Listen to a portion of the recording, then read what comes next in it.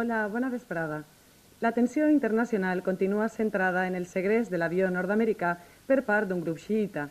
Sembla ser que els 40 viatgers retesos pels segrestadors han estat distribuïts per diferents llocs secrets de la capital del Líbano per tal d'evitar atacs nord-americans o israelis.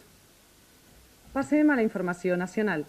Avui, poc abans de les 8 del matí, i a la ciutat de Santurce ha tingut lloc un atemptat a causa del qual ha resultat mort d'un tir el cap de la Guàrdia Civil, Eugenio Recio García. Per altra banda, també avui ha començat la reunió de la ponència que estudia al Senat la proposta, el projecte de llei de l'avort. En la sessió del matí han estat rebutjades 23 esmenes presentades per l'oposició. D'entre l'actualitat valenciana cal destacar el trasllat per carretera dels tripulants nord-americans del Saipan que restaren a terra a Benidorm quan el portahelicòpters salpà atenent a la crida d'alerta feta pel govern nord-americà. Un jove de 20 anys afectat pel síndrome d'immunodeficiència adquirida, SIDA, que es trobava ingressat a l'Hospital General de València, va morir ahir a migdia a conseqüència d'una insuficiència respiratòria. Amb esta mort, són ja 3 les víctimes del SIDA a València. Els sindicats majoritaris, Comissions Obreres i UGT, no es posen d'acord davant la vaga general convocada per Comissions Obreres per al pròxim dijous, contra el projecte de llei de mesures urgents per a la reforma sindical de la Seguretat Social. Durant el primer trimestre de l'any, les exportacions del calçat espanyol descendiren en un 8% respecte al mateix període de l'any passat. Estes i altres notícies de l'actualitat valenciana podran veure-les ampliades en l'informatiu de les 14:30 i a continuació donem pas al magazín d'Aitana.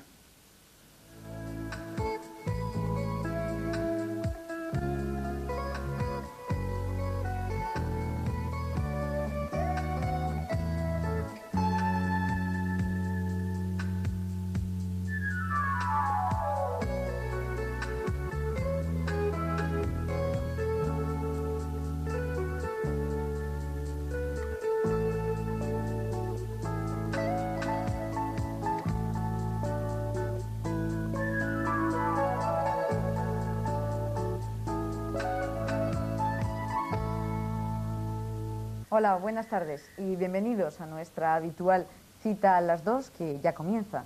Buenas tardes. ¿Y qué tal llevan el verano? ¿Bien? ¿Han empezado ya las vacaciones? Bueno, nosotros sí vamos a dar comienzo ahora a un nuevo programa de Cita a las 2. ¿Ustedes se han preguntado alguna vez de la fuerza que tiene la comunicación que encierran los eslogans de las camisetas, por ejemplo? Ahora es un tiempo de verano idóneo para vestirse con camisetas. Y esto es lo que vamos a hacer. Acompáñenos a ver una exposición, una curiosa exposición que se ha presentado en la Sala Parpalló estos días pasados.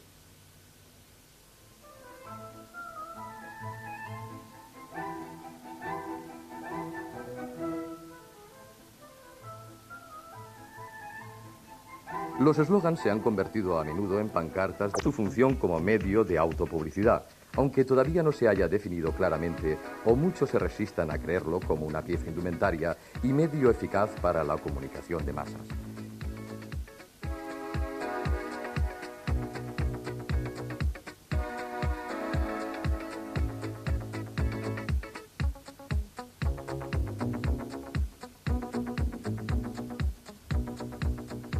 Esta es la primera vez que se concibe una exposición no con la base de un material preexistente, sino de material encargado a propósito.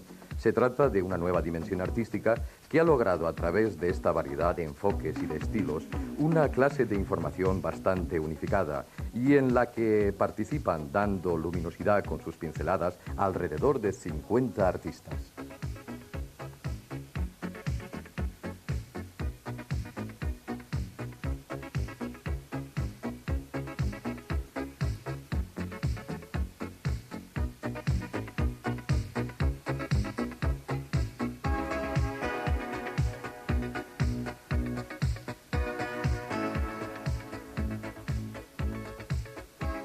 Antiguos, de vapor y con todo su romanticismo. Solo algunos o muy pocos pueden hacerlo, como ha ocurrido con los 480 viajeros que gracias a una iniciativa de los amigos del ferrocarril pudieron hacer el trayecto Xàtiva-Almansa en una vieja maquinaria habilitada el domingo pasado para esta ocasión. El 19 de novembre de 1859, un ferrocarril potent, nou i lluent eixia xiulant de content de la ciutat de Xàtiva per endinsar-se en un camí de ferro que el conduiria travessant camps, muntanyes i pobles a la ciutat d'Almansa. El 16 de juny de 1985, un ferrocarril pesat, vell i recomposat eixia xiulant de cansament de la ciutat de Xàtiva per recordar després de 125 anys l'aventura que el conduí feliçment al seu destí. Diumenge, de bon matí, la màquina esperava els 480 viatgers que plens d'il·lusió havien decidit, des de feia dies, viure una experiència nova, sentir les vibracions, el pes, l'esforç, els xiulits del vell ferrocarril. El ferrocarril, que un dia de fa 125 anys inicia un nou pas en el progrés econòmic valencià en unir Alacant i Castella gràcies a la connexió que a Almansa hi havia amb els trens de Madrid. La màquina infernal que acurtà les distàncies, comunicà els pobles i afavorí l'exportació de cítrics.